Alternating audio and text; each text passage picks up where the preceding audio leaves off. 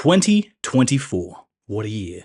At the start of 2024, I didn't have a YouTube channel. And when I started it, it was with the intention of just having somewhere to store footage from my challenge runs of Elden Ring. After a little while, I decided to try my hand at commentating my learning process for a couple bosses, and I got a microphone. And then I decided to try my hand at writing a couple essays. And now, at the time of this video, I'm sitting pretty darn close to 10K subscribers. That's crazy. I can't thank you enough for supporting the channel last year. It's wild how quickly this thing has escalated. I'm still in shock, to be honest. One thing I haven't done, though, for all my talk of art criticism, reviews, critique, and value judgments, I haven't actually given my opinion on most of the stuff that I played last year. So that's what we're doing. I'm going to tell you my 10 favorite games of last year and crown one of them my Game of the Year. Welcome to the inaugural Gred Glintstone Game Gawards.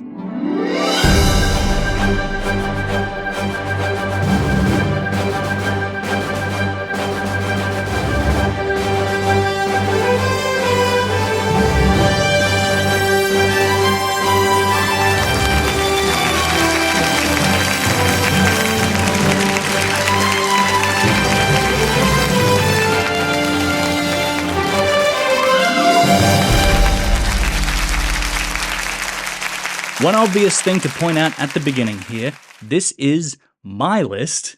These are my 10 favorite games that I played. I didn't play every game that came out, and I'm sure if I did, this list would probably be different, but we unfortunately only have so much time and money to chill out playing video games. That's life. This is not a top 10 list. With the exception of the last game, which will be the winner, the others aren't in any particular order. They are all very good games.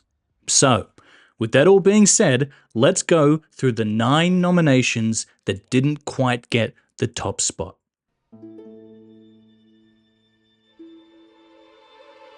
Okay, stop. I know what you're thinking. I just said I'll reveal the Game of the Year at the end of the video. Is this not the Game of the Year? The game I've talked about in the majority of the videos on my channel. No, Shadow the Erdtree is not my Game of the Year. Put down your pitchforks. It was very close, and I really debated whether or not to give it the top spot, but ultimately decided not to. No, it's not because it's a DLC. Shadow the Erdtree is big enough and packed with enough content to justify it as a full-blown sequel, in my opinion. It is humongous, and I truly think FromSoft should be commended for the amount of stuff we've been given for the price point. They didn't have to. Most companies in the industry don't. DLC is often an excuse to take things from the base game and sell it back to us as additional content. They are new levels. They are rarely new worlds. But even with the high standard that FromSoft often set themselves, Shadow the Erdtree is above and beyond. Even if you don't like Shadow the Erdtree, it's difficult to argue that they didn't put the effort in. This is more game than any other DLC they've made. This is, in fact, more game than a good deal of their games. When Miyazaki said that the DLC was as big as Limgrave, fans were pretty complacent. They could have just done that, and I don't think people would have complained. Well, they would, I'm sure, it's the internet. But my point is, when he said that, people didn't riot in the street saying that was too small. And it turns out Shadow the Erdtree is much bigger than Limgrave, much bigger. It is insane how big it is, and they didn't have to do that. It is truly commendable that FromSoft doesn't just sell us the minimum of what they think they can offer at the price point they set. There is so much value in what they're offering in this package, and that is rare in this industry. The reason I decided not to give it my Game of the Year is because although it is more Elden Ring, which is, in my opinion, one of the greatest games ever made, it is more Elden Ring. That's not a bad thing. In fact, it's a very good thing, but I do think the impact it has is diminished simply because it is something that we've experienced before. I've said it once, and I'll say it again, Elden Ring is probably my favorite game of all time, and Shadow the Erdtree makes something I love that much better, but it is an addition to that. I find it hard to think of it as a separate new thing. But, big but, God, it's good, isn't it? The variety of weapons they've given us, the new builds, the deflecting hard tier. I won't stop singing the praises of the deflecting hard tier. Please try it. Please. It's good. But not only do we have all this stuff to use in the new content, you can take that stuff back to the base game because it's all part of the same game. This giant game just got so much bigger. It's crazy. But it's not just bigger. In many ways, it's better. Shadow of the Erdtree improves on one of my biggest issues with the base game. The fact that the open world disconnects the various zones is antithetical to what was so great about the level design of the earlier games. We lost the twisty-turny level design where a path looped back on itself through a different area and connected in a way that made everything click in such a satisfying way. We had lost how incredible it was that Firelink Shrine branched into so many different paths and connected back again in a new location. It was, and is, far more satisfying than warping to the Round Table Hold on a map. In Shadow of the Erdtree, I had so many of those moments that I didn't find in the base game. There were countless times that I found a little side path and followed it along to find it connected to a massive, undiscovered area, only to find it looped around to somewhere familiar. The Shadowkeep is the best example of this. It truly is an impressive feat of design. Secrets lead to secrets, lead to secrets, and the discovery of these hidden areas which connect to the greater world fulfills the promise of an open world Dark Souls in ways that, for me, base game Elden Ring was unable to. Much has been said about the emptier areas.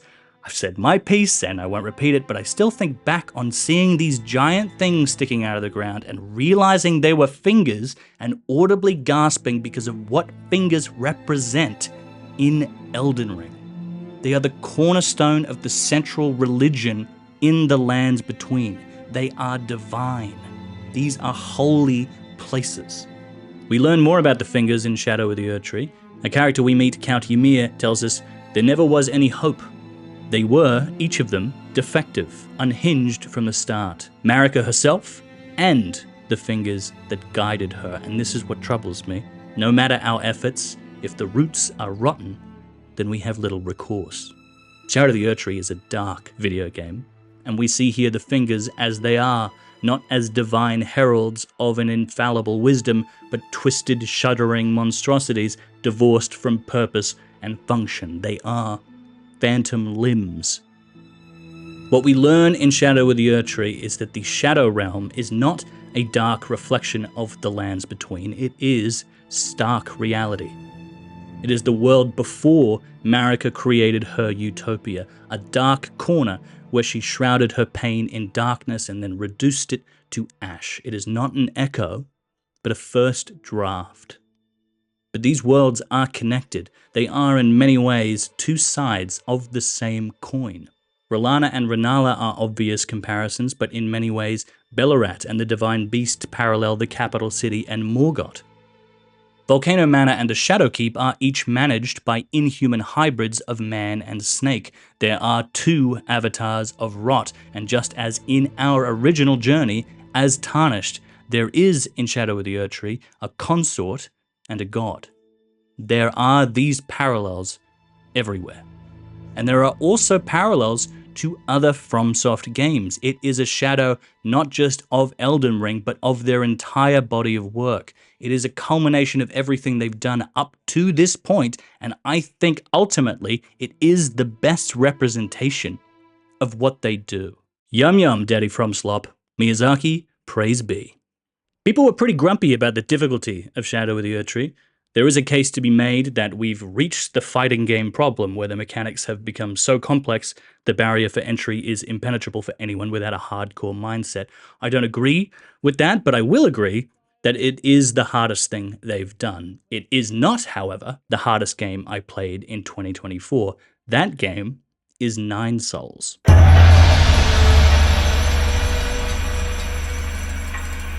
This game kicked my ass.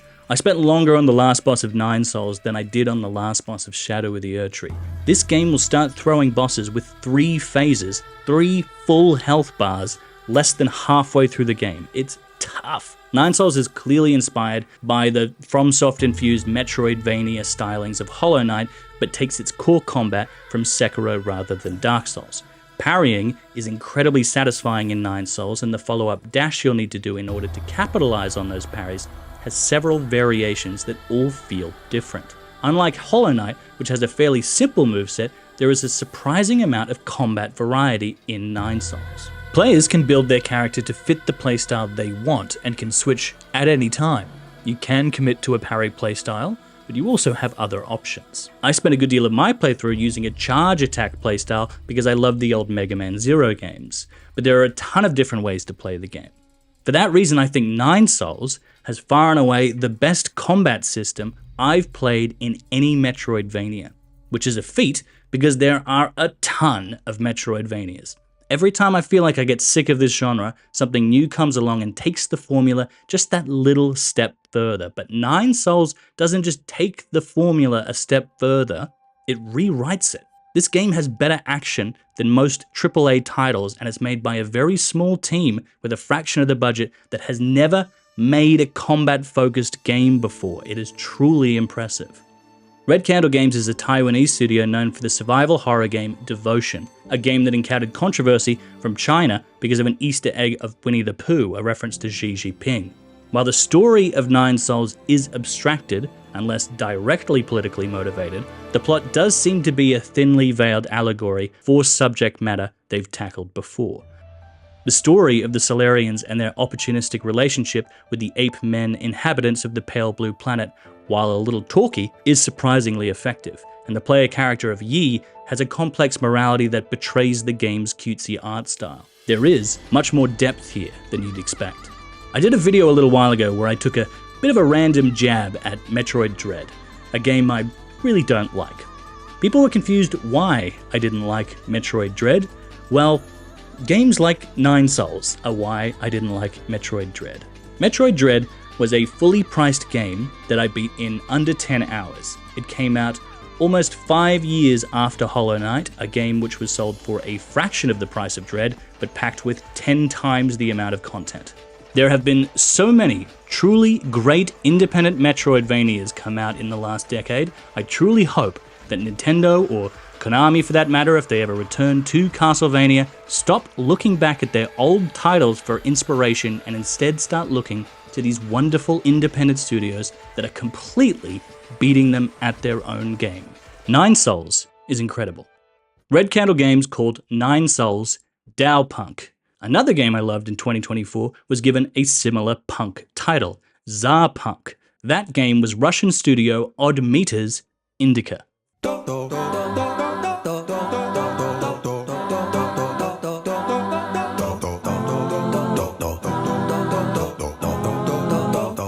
I was really surprised by Indika.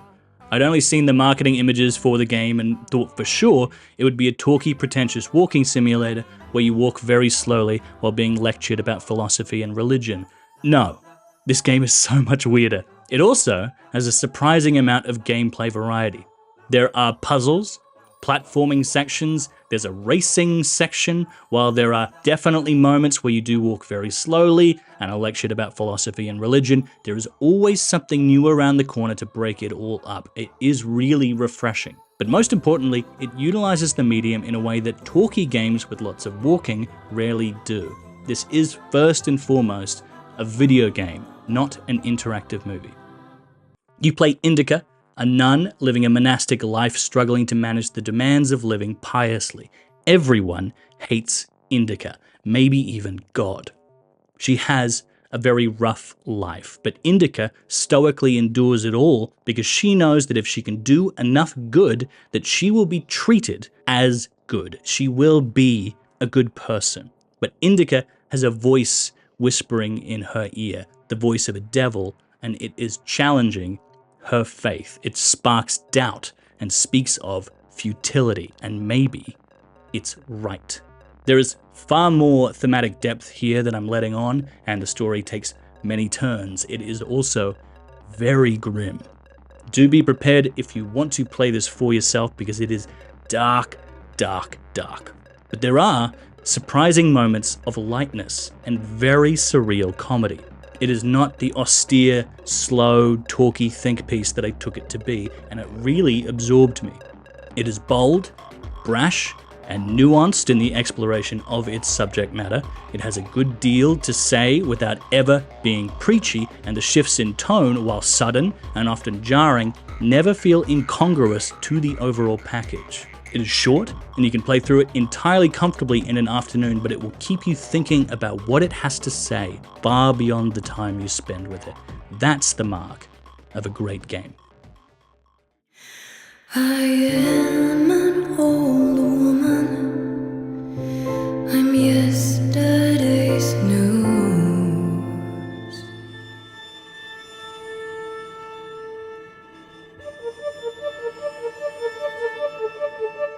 I played Lorelei and the Laser Eyes on stream. I stream now, by the way. Check me out on Twitch. You can find the link in the description. I stream on there when I'm playing games that I might like to talk about on this YouTube channel, so it's a great way to support me to make more videos and just hang out. I'd love to see you there. I planned to chip away at this game while I finished off some bigger projects, but I was so hooked by the mysteries the game presented to me that I binged it over a few days. This game captivated me.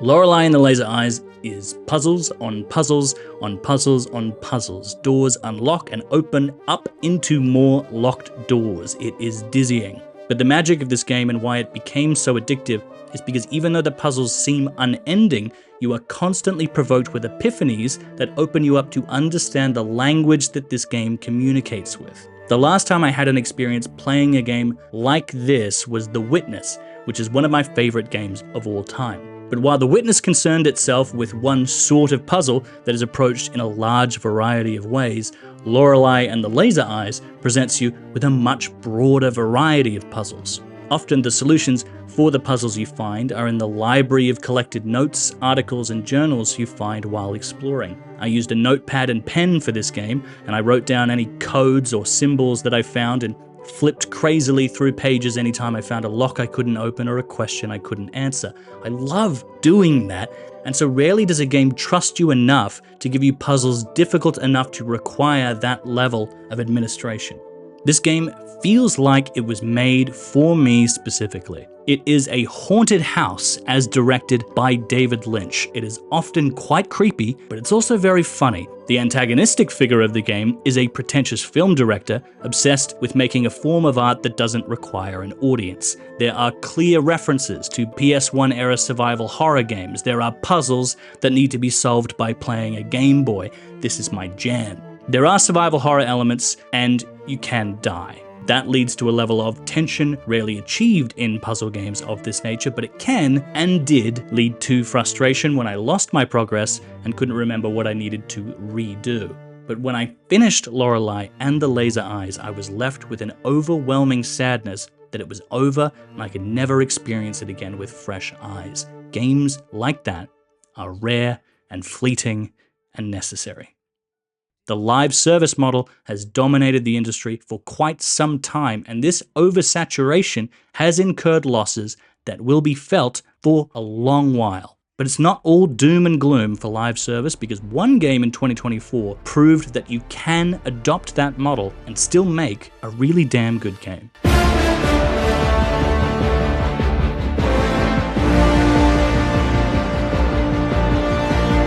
Now, I don't know much about the ever-shifting public reception of Helldivers 2. The community who has stuck with the game has had some ups and downs from my understanding, but I played the game on release, and in that golden window where it was the hottest thing in town, it was truly a marvel. A live service game released in 2024 that wasn't met with immediate eye rolls and instead was celebrated for its generous pricing structure. Arrowhead proved that you can use the format in a way that isn't predatory and instead embraces it as a form of long-form storytelling. Objectives are taken on by the community and lead to significant changes to the in-game universe. These events become important moments in the history of this world, and that choice led to an incredible sense of camaraderie in the community during the time I played the game. The characters you play in Helldivers 2 aren't created with sliders in a character creation screen. You don't ever see the people you play under the suits, because when they die in the game, they are replaced. There is a different person in the suit you're using every mission because the war you are fighting in Helldivers 2 is unrelentingly cruel and you are expendable. But rather than this being used soberly to depict the horrors of war, it is used as satire. It's funny. The Helldivers go to their deaths willingly and with manic, jingoistic fervor, and it is in this cult-like devotion to democracy that the game makes its most interesting choice. You are the bad guys. I encountered more people role-playing than any other multiplayer game I've ever played, because despite being a high-concept science fiction universe, there's not much required lore to feel part of this world because of how it exaggerates American idealism. The memes write themselves. But it's not just the world itself that is most impressive, it's the gameplay. The stratagems that are used by inputting commands like you would an old school cheat code is simple while still eliciting panic in moments when you are overwhelmed. The different builds create enough variety to feel like you have a defined role on your team while being flexible enough to pivot in-game to suit another purpose by simply switching your weapons. But by far, the best addition to Helldivers 2 is the very simple mechanic of diving onto the floor. This jump created so many moments where I felt like an absolute badass, but it also created some of the best unintentional comedy I found in any game in 2024. I love this damn dive jump. Put this in every game, please.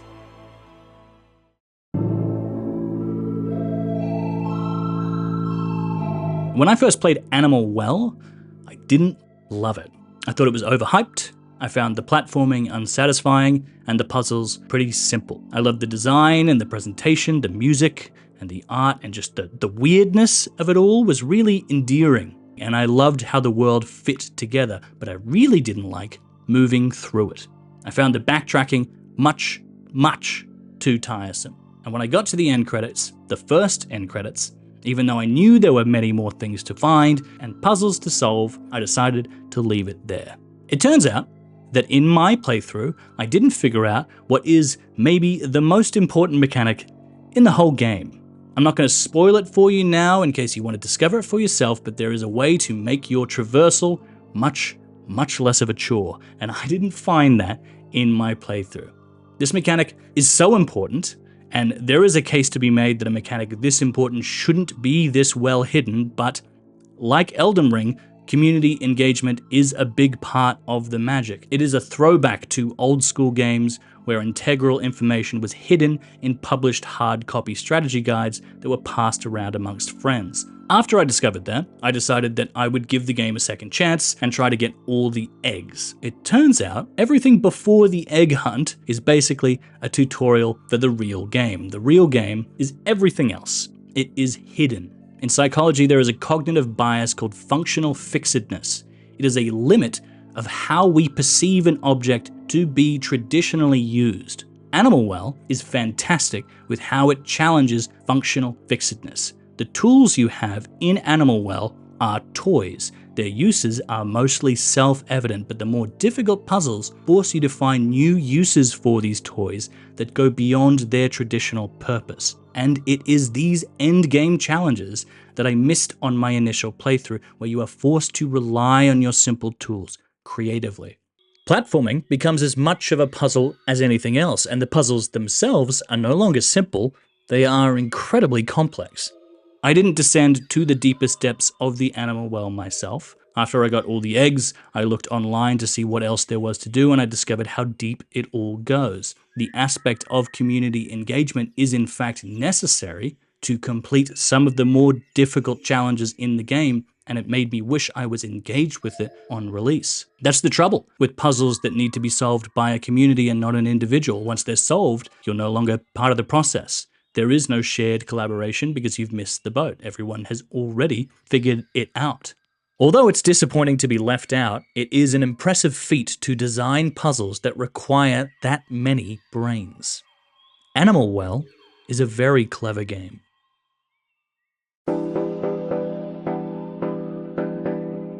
Balatro has that really dangerous thing where you can start it up and you suddenly lose all track of time and it feels like you've been playing for minutes, but then you hear birds chirping outside and you realize the sun is about to come, and holy shit, have you been playing this all night long? Jesus Christ, this thing is devouring your life. You have a problem. This is serious. Stop playing Balatro. Stop it, Gred.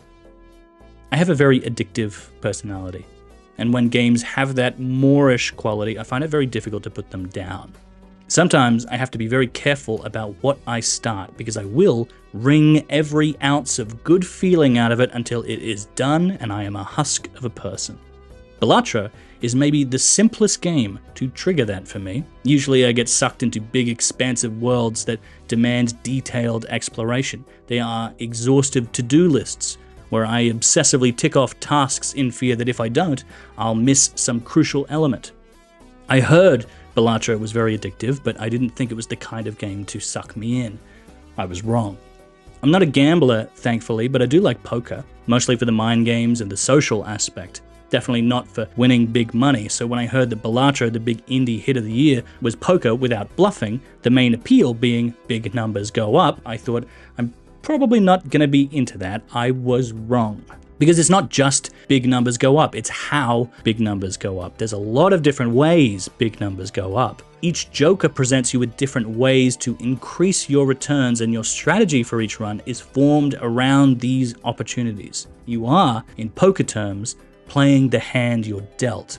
It is an incredibly Moorish combination of luck and skill, and even when everything is handed to you on a silver platter, you still feel very clever when you optimize. The presentation keeps it simple. It's not too flashy. Despite having a casino aesthetic, there is only one music track that plays throughout your time in the game. While it absolutely slaps, it doesn't draw focus, because the focus is always on the clicks, pops, and dings when those numbers go up to make it feel as satisfying as possible. And boy, does it. I still have a lot to unlock in Balatro. I've got almost all the decks at this point, but haven't played on every difficulty. Despite this, I am done with Balatro. Not because I'm bored with it, not because I think it is a waste of time, but because it is so damn good, I'm worried I won't be able to stop.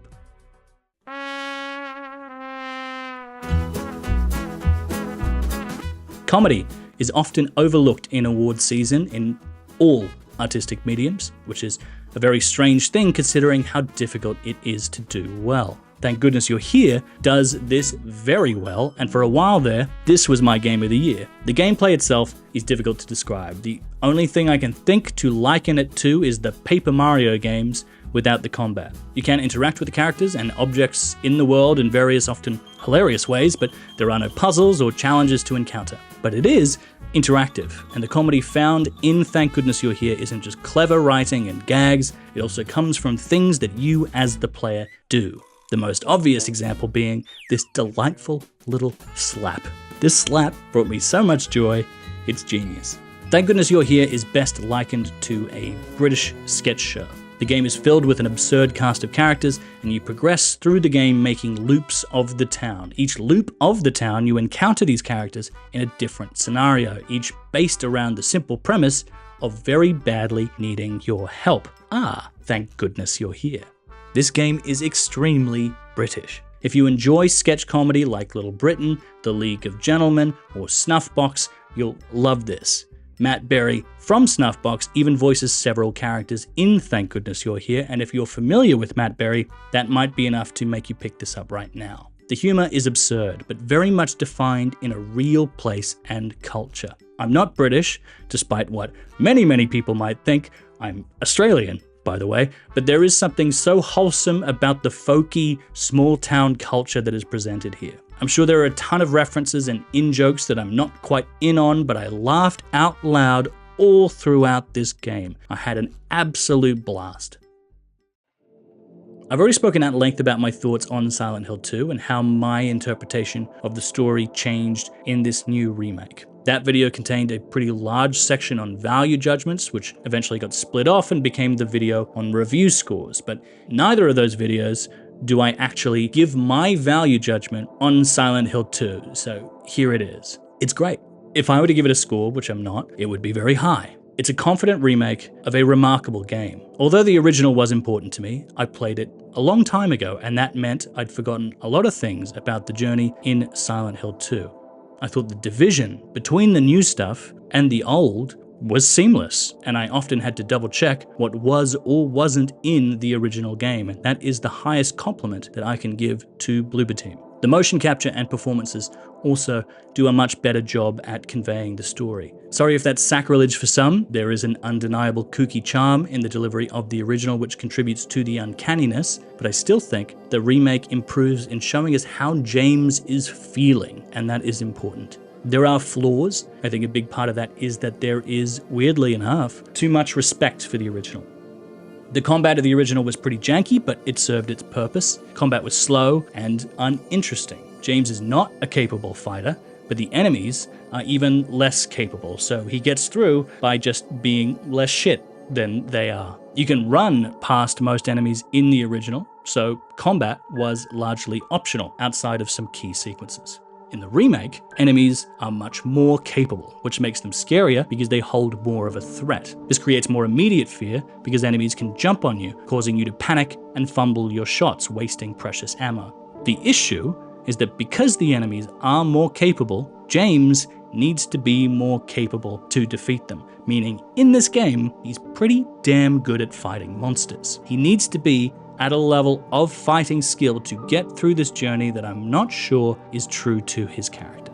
I do think this is a very difficult problem to solve. This is a remake of a game that features combat. It even has boss battles. You want to be respectful and retain those elements and bring them up to modern standards, and that means making the combat feel better and more impactful. It is a good thing that the combat feels better, but it still feels jarring tonally to have these action sequences when your character shouldn't be good at that. He's not Leon Kennedy. I personally think a focus on stealth would have made much more sense and better align with the story of James running or hiding from his past rather than hitting it with a big stick of wood, but that's just my preference. The combat is better than it was, in that it is less boring, but there is also much more of it, and you can't as easily run past it if you don't want to engage with it. But ultimately, just as in the original game, the combat is not the reason why it's so good. The reason why it works so well is more difficult to define with value judgments alone, because it's about the meaning you find in it. Maybe the reason James is so good at fighting monsters in the remake is because he is this idealized version of himself that I spoke about in my other video. Who knows? But it gets you thinking, and that's the whole point. I love the remake, even if I found the combat pretty uninspiring in the same way that I loved the original, because of how it lingers in your mind and keeps you awake at night. The scariest kind of horror for me isn't the fear of death. It isn't about things that go bump in the night. It's deeper than that. It's about who we are and why. It isn't about the monsters. It's about us. In my Silent Hill 2 video, I spoke about the emotional impact that the game had on me. It really provoked something for me. Despite that, it isn't my game of the year, because as much as Silent Hill 2 moved me, there was another game that had an even greater impact. But before I award the game of the year, I want to give an award to another game, because I played a lot of games in 2024 that didn't come out in 2024. So the 2024 Game Award for a game that didn't release in 2024 is Outer Wilds.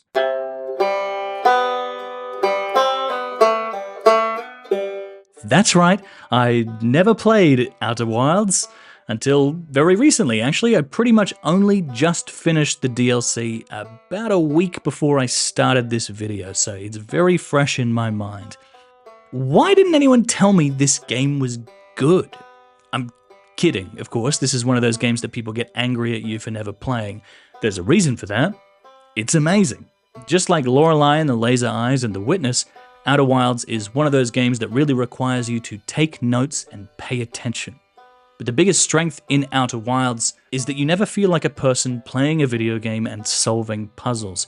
You feel like a scientist conducting experiments. There are very few actual puzzles with passwords or keys.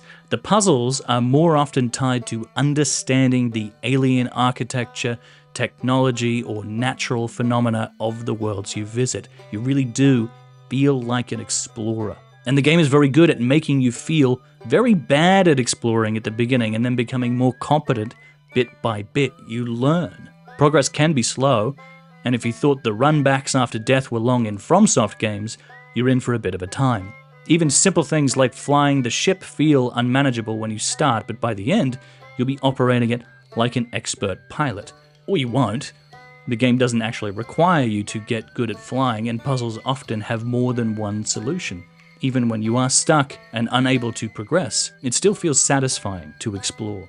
I love the folksy aesthetic. The ship itself is cobbled together with planks of wood. The aliens, while very alien, play the banjo and the harmonica. And the music that plays, very rarely but always at the perfect time, is grounding. That country twang is the anchor. It brings us home. Because although this is a story about an alien universe, it's also about our universe. It's about humanity. The Echoes of the Eye DLC takes an interesting pivot into horror. It fits the gameplay loop really well. In the base game, you spend most of it completely alone. In the DLC, there are sections where you are actively hunted. There aren't many friendly faces to keep you company in the cold reaches of space, because finding the secrets of the universe is a lonely job. Despite this, the magic of Outer Wilds is that I find it ultimately very heartwarming, because every time I finish a loop and return to that campfire and see my alien buddies, I observe how blissfully unaware they are about all the crazy things happening above their heads, and there is an overwhelming sense of relief. Because maybe I don't need to know all the answers. Maybe the true meaning of life is sitting by the fire with a friend and roasting a marshmallow. It's time. 2024 was a fantastic year for games, and I didn't play them all. But the game that had the biggest impact on me, and the game that I've thought about the most since completing, a game that came out of nowhere and touched me in a way that is rare and special, that game is 1000 Times Resist. That is my game of the year.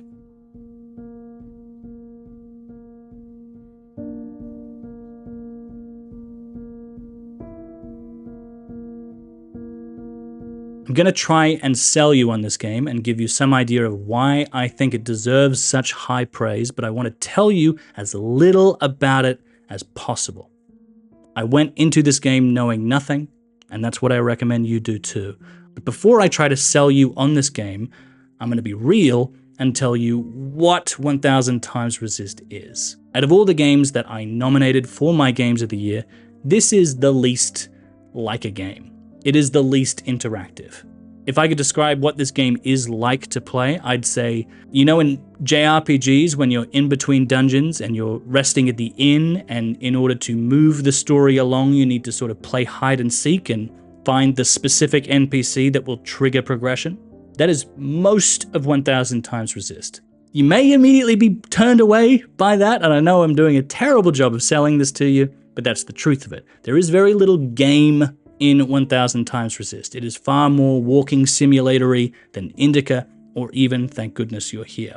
But, big but, it isn't an interactive movie or a visual novel. It is very much still a video game.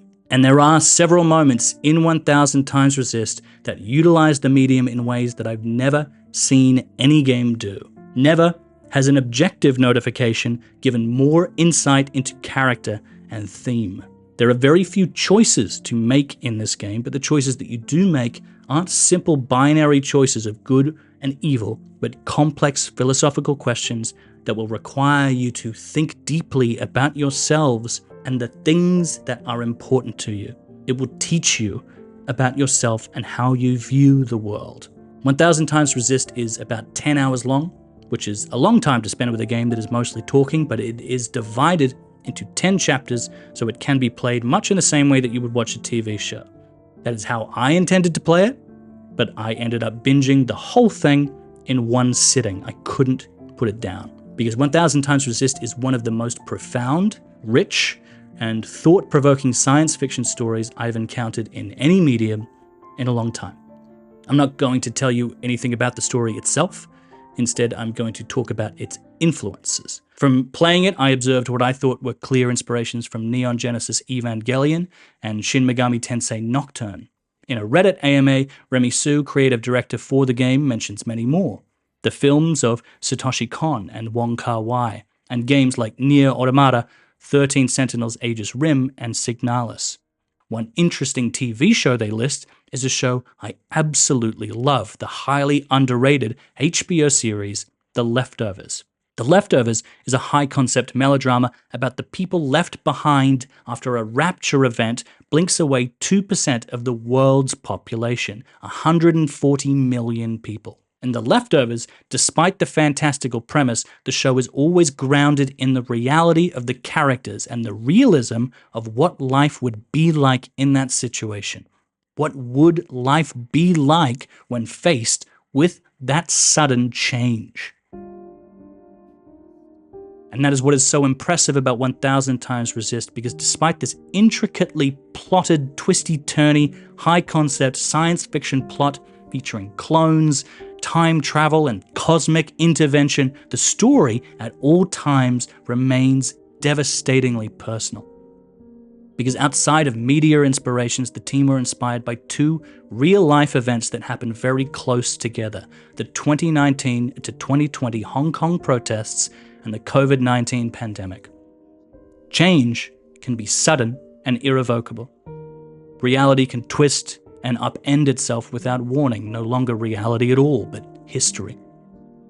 The world changes around you, but the past is always present. You are always where you came from, and it would be foolish to resist that. And would you even want to? Change isn't always bad. Sometimes change is necessary. Injustice must be challenged. The status quo must be resisted. But how? What would you change if given the chance? Could you sever yourself from intergenerational trauma, or is it an essential part of you? Would you even be you if you did? 1000 Times Resist is about change and our ability, or inability, to resist it. I cried a lot in 1000 Times Resist, hard tears, sobbing tears. This game really moved me. It is a game about change that changed me, but it isn't dour. It has moments of humor, moments of surreality and the absurd, and it is all packaged with good pacing and high-concept science fiction melodrama, so it never feels slow or pretentious. This is the first game from Sunset Visitor. They come from a performing arts background and made this game out of necessity when their industry was shut down during the pandemic. The fact that this video game, made by people who aren't strictly speaking from a game development background, has more narrative complexity and thematic depth than most video games on the market, and utilizes the medium in ways that no other game has done before. It is truly shocking, and I can't wait for what they do next. 1000 Times Resist is my game of the year.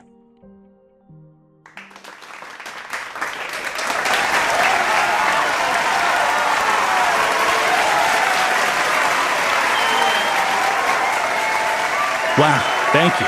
Thank you. What a beautiful night. What a beautiful night. Thank you. Yes. 2024 really was an amazing year for video games. There is a real cynicism online for the people who work very hard to make stuff for us to enjoy in our spare time. I want to take this moment to thank all the hardworking people in the industry committed to making art in this medium. Life would be pretty sad without video games. So thank you.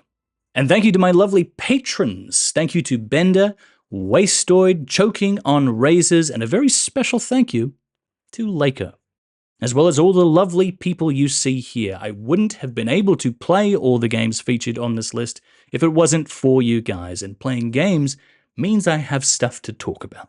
There were a few games that I wasn't able to talk about today because they didn't quite make the list. One of them was Metaphor ReFantasia, which was voted by patrons in a poll for me to play. Unfortunately, it didn't quite make the list. It was close. I did like it. It just got edged out.